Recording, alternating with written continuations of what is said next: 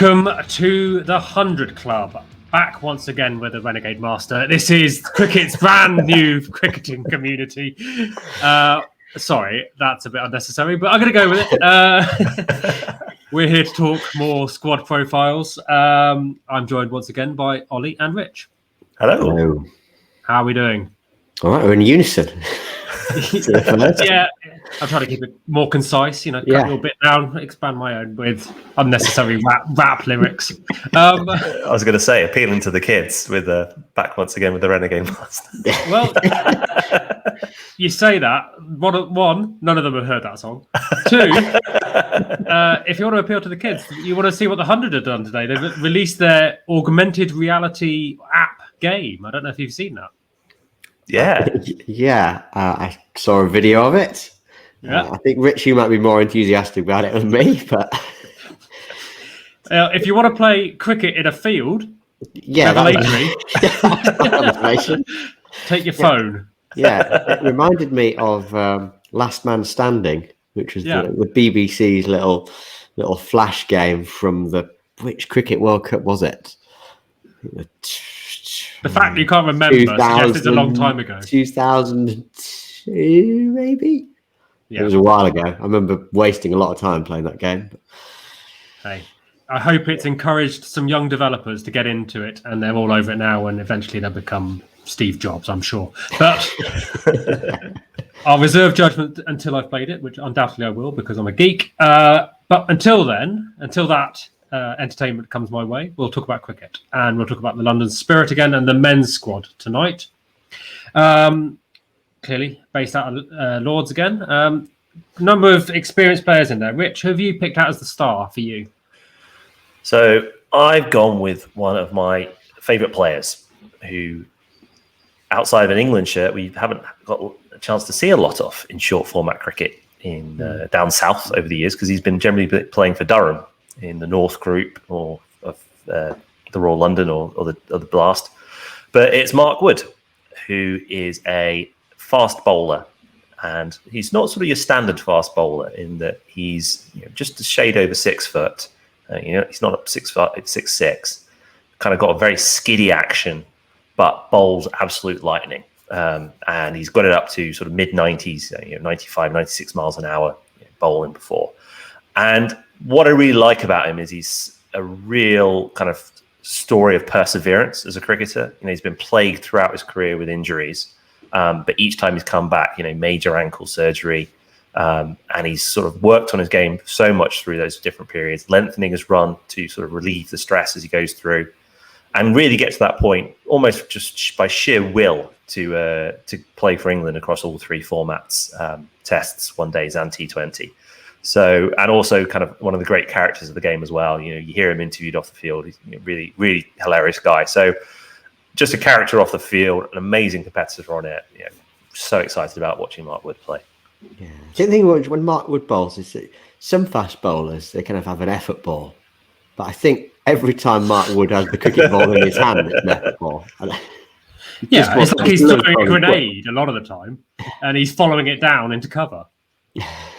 And he said that himself, that straight up and down pace, you can be however quick you want, doesn't get the best batsman out. You need to move the ball off centre, either by swinging it, seaming it.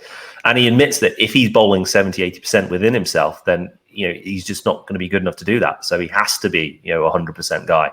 So that's why it's so impressive. But I think the 100 will suit him in that respect, because he's only going to have a maximum of 20 balls, so he can really go for it on every delivery. Well, that's the thing. I mean, fast bowlers, there's very little more thrilling in cricket than a really good fast bowler, right? But they are supernovas. They burn bright a lot of the time, and then they're injured or they come to a short end. So being able to, one, condense that talent into a short format game, great. But also you need to be able to look after yourself. So it's interesting to hear you talk about how he's extended his own playing career now. And a lot of fans are going to enjoy that this summer. Is there anything better than a fast bowler sending the stumps sprawling? That's one of the best sights in cricket, I think. So I know what Ian Bell's answer would be to that. Ian Bell's answer would be one of my cover drives.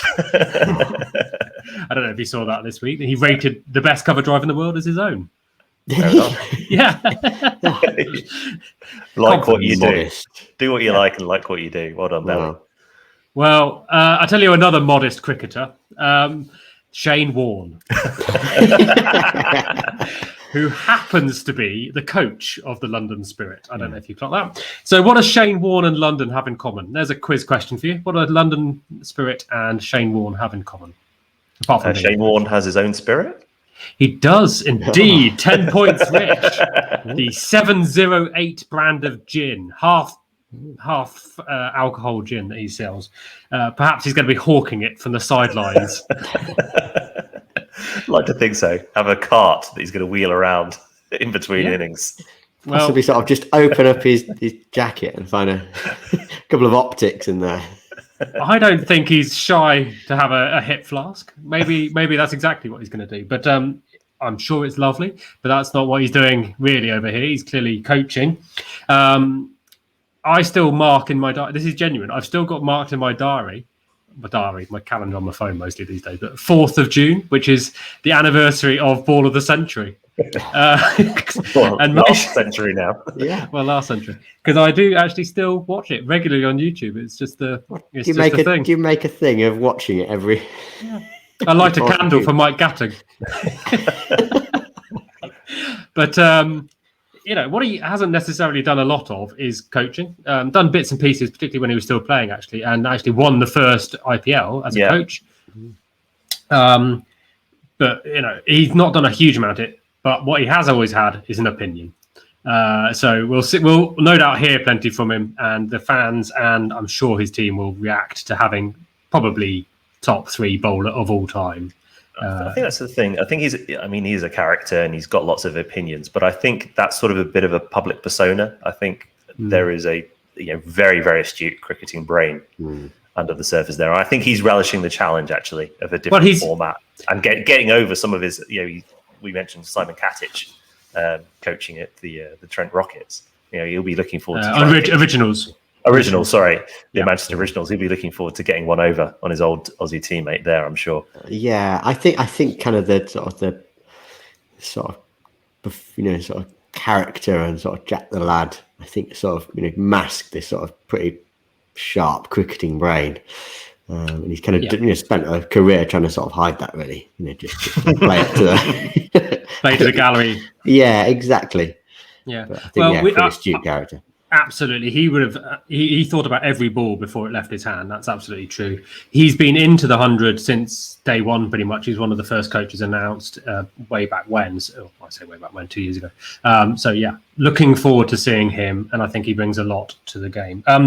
So he's going to enjoy. One thing he's always said about coaching is he thinks you need to have an extensive playing history behind you to be a really effective coach, and to bring on youngsters in particular. So what's the clay that he'll be working with, Ollie? So one of the younger players in the Spirit squad is Zach Crawley, and he's obviously been playing in England colours recently. Not sort of a player that I think would have been sort of first pick for the 100. And indeed he wasn't first pick, right? So he was in the Spirit squad from the original draft, but quite low down. Not one of the early picks at all. Round 6, I think. Yeah, I think that's about right. And then he obviously got his test size, which meant he got a red ball contract, which meant that the Spirit had a choice to make, and so their other centrally contracted player was Rory Burns, and so they had to make a choice as to who they wanted to keep. They could only keep one of the two, and so they plumped for Crawley. And he's been having a really good start to the season in the Blast. I mean, Rich plays for Kent. You'll have been watching a lot of him over the last few weeks. But I looked at his numbers, and he's currently averaging 42 this season in the Blast, and he's going at quite a strike rate, 156. And he basically hasn't had a failure in the 7 innings he's played. So the impressive thing watching him in the few games that I've seen this year. Actually, I've seen most of his innings. He's opening the batting, but he's really playing shots in terms of cricketing shots to get those runs. He can score around the wicket, but he likes to play straight. He'll go over the top playing straight even early on. And then if they do drop short to him, he's got a fantastic pull shot. He's a very tall man, and he's quite happy to go aerial with the pull shot early. That's brought him quite a lot of runs. But just a very kind of orthodox is the wrong word, but playing proper shots and getting full value for them is sort of like his style in the Blast. He's one of those cricketers that you saw emerge relatively recently, but as soon as he came onto the scene, you could see that he had a long-term future. He played the game the right way. He had the brain. We'll see another one, I personally think, in Tom Banton when we get to the Welsh Fire as well in that same way.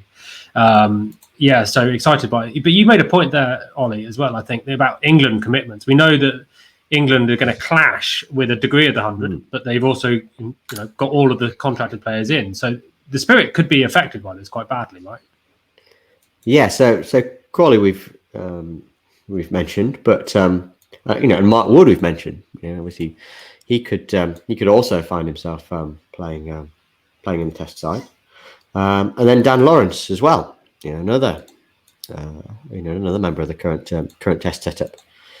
But I guess the interesting one, probably from Crawley's point of view, is like kind of all of the England top order, there's a few question marks around really about form, and none of them have sort of as a collective have really been doing that well in the series against New Zealand and kind of the second half of the India series. So I think it feels like Crawley probably could do a lot worse than just showing a bit of form in the 100. Different format obviously to the Test, Test cricket, but no runs are bad runs really, and as you say, kind of will get his runs playing straight, playing properly. So kind of feels like he wouldn't do his Test selection chances any harm by keeping that form going through the 100 up right up to the start of the India series. Do you both agree he's going to open for the Spirit? I would open it with him. Yeah. And who's going to join him up top? Rich. So the high-profile absentee for the Spirit is the Australian all-rounder Glenn Maxwell, but Shane Warne moved quickly to replace him with Josh Inglis, who was already over here playing for Leicestershire in the Blast. So new that I haven't got the right shirt on him. Yeah, and Inglis has been opening the batting for Leicestershire and going reasonably well. So I think I would go with Inglis opening, but perhaps Ollie's got a different idea. Well, I went with Inglis on the basis of he was signed as the replacement to Maxwell. I don't really know very much about Inglis, so I don't know his background. I mean, I don't know if you guys have watched a bit more of him in Big Bash cricket. I've seen a fair bit of him actually in the Blast this year. He's been in great form. I'm interested. I mean, he's actually born in Leeds. So although I've got him down as overseas player, I'm not 100% certain he is going to be an overseas player. So I wonder whether that makes a bit of space for trading later, or whether they're allowed an overseas player on the wild card. Yeah, I'd seen that he's born in Leeds. Yeah. Don't know whether he's got an Australian. Has he got an Australian passport? Or has he still got? Yeah, no, definitely, definitely. He's played for Western Australia for years, and grew up there certainly. I think so. We'll see how he gets on. Who's in at 3, Rich? I've gone with Joe Denley at 3. He's a very experienced cricketer. Played for England a fair bit in the T20 format recently, although perhaps not in the most recent squads. But he's been batting at 3 for Kent. Not in the brilliant form, but I think a very experienced cricketer, and I think that's where I would play him in this side. I know Kent have been opening the bowling with him as well, actually, haven't they? Yeah, there was bowled some very useful leg spin, and I think that was almost sort of what propelled him into the England setup. The idea that he could be this spinning all-rounder. At 4, I had the England captain, Owen Morgan. I think that's where he fits in. I think he's sort of one of the best T20 players in the world. I take it you're not disagreeing with this, Ollie, too much? No, I've got exactly the same. Denley Morgan. I think. I almost think of Owen Morgan as an all-rounder, in that I think that his captaincy actually separates him from other players in terms of he's so astute out there and he's such a good leader. That, he's facing some criticism at the minute regarding his white ball form. He'll be keen to put that behind him fairly quickly, I think. Yeah, I think so, and I think he's got some opportunities to do that in the series against Pakistan. ongoing at the minute. So fingers crossed he gets into a bit of nick. But I think he's such an astute and kind of well thought player that it won't really bother him that much if he's out of form, because I think he knows that he's just one decent innings away from getting back to it. So I don't think that will concern him too much. I think he's too experienced for that. Yeah, it's hard to see him sort of getting bogged down in his own kind of batting challenges, is it? He's he knows how to win cricket matches as for the team. So who's coming in? Who's coming on through the middle order then, please? Ollie. So I had Lawrence in next. Makes sense. Agree with that, Rich? Yep. Cool. And then you're making my selecting job very easy because it's almost right yourself, right? Yeah. Well, I then had Bopara. I don't know whether Rich, you had Bopara in your starting 11. Bags of experience. What do you reckon? No, I didn't have him starting. I think you're right. Bags of experience, but he didn't quite make it into my 11. I had Mohammad Nabi coming in at 6, the big hitting Afghan, who also brings an off-spin bowling option. That's get me airplanes the right way around. So yeah, I had him at 6, and then I went Bopara and then Nabi. It's probably quite a long batting lineup, perhaps. But let's leave Ravi in for now. Okay. Yeah. Rich, who you got? Let's round it out. Well, then I had to think about spinning options, and as you rightly mentioned, Joe Denley bowls sort of passable leg spin, and I know we had Mason Crane as a specialist spinner, but I thought, okay, well, what I don't have is slow left arm, so I'm going to go with Roelof van der Merwe, the very experienced. Well, we're not allowed to call him South African, but he is South African. I'm going to put him in the all-rounders row. Officially there, because I think he hits a long ball as well. Exactly, I'm happy with him coming in at 8, or even 7 in that card. And then in terms of my bowling options, of course I've got Mark Wood. Interesting as well, perhaps differing from Ollie. I've gone for Chris Wood, the Hampshire fast bowler, just sort of giving you that little bit different option. He's much more kind of much taller batsman. It's all about the bounce. And then, of course, the overseas star, Mohammad Amir, coming in at 11. Okay. So which of the extra ones you had, Ollie? Because I presume you're taking Chris Wood and Ravi Bopara. You're keeping Ravi Bopara, but you'll keep taking Chris Wood out, are you? Yeah, I didn't have Chris Wood in my starting 11. I did have Mason Crane. Yeah. And I also I had Jade Dernbach in. So who did I not have? Good question. Who did I not have? Van der Merwe? I didn't have. That's right. I didn't have Van der Merwe. Okay. Well, you're talking. So I ended up with quite a long tail, which I think thinking about it is probably why I had Bopara in, just because otherwise Mark Wood was coming in at 8. Yeah, is still coming in at 8. So hopefully under my batting lineup won't have to come in at 8. It's a long ball, but I don't think he wants to be batting every week.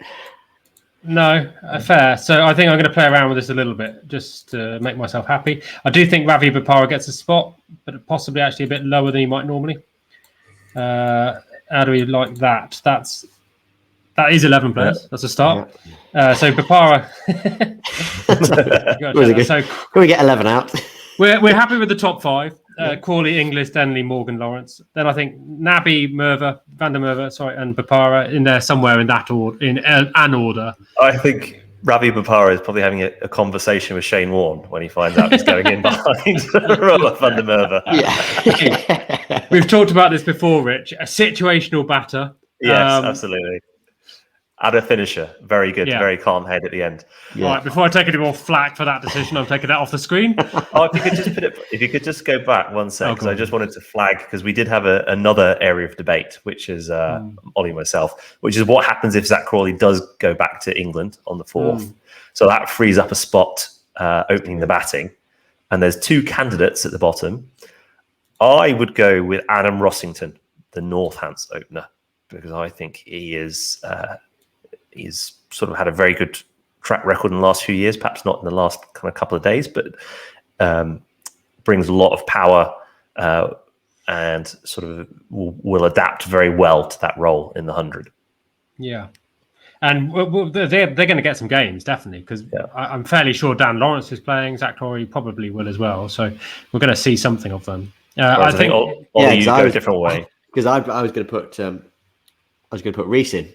Yeah. So I think we between our two versions of this squad, we both managed to use all the players, but two completely different lineups.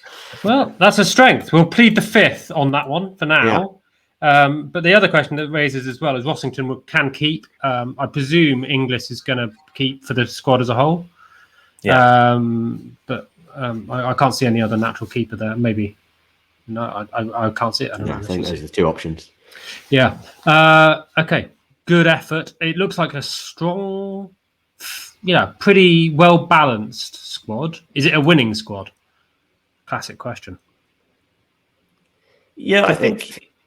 Sorry, go on, Rich. I was going to say it feels like it could be a winning squad for the first 3 or 4 games. I think the question about how strong it is when you take out, potentially 3 of its starting 11 is, to the England side is probably my question mark over it.